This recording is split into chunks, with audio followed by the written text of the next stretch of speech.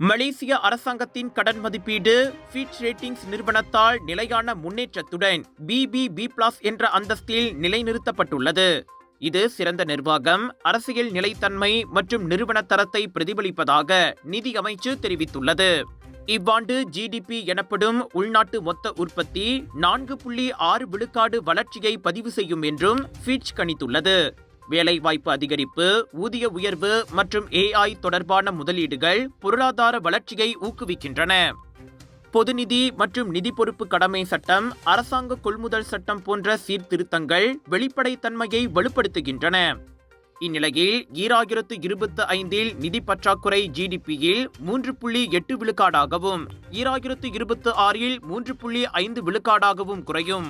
2028க்குள் 3% இலக்கை அடையும் என எதிர்பார்க்கப்படுவதாக அமைச்சு நம்பிக்கை தெரிவித்தது. உலக சவால்களை எதிர்கொள்ள மடானி பொருளாதார திட்டத்தில் அரசாங்கம் உறுதியாக உள்ளதாகவும் MOF கூறிற்று. ராஜயோகாவின் மங்களகரம் நிறைந்த தனித்துவம் கொண்ட சூடம், ராஜயோகாவின் தெய்வீக நறுமணம் நிறைந்த அகர்பத்திகள் மற்றும் இயற்கையான நறுமணம் கொண்ட ராஜயோகாவின் சாம்பிராணிகள் என பூஜைக்கான தேவைகளை உங்களிடம் கொண்டு வருகிறார்கள் ராஜயோகா. இது ஒரு சிம்லா மார்க்கெட்டிங்கின் தரமான வெளியீடு.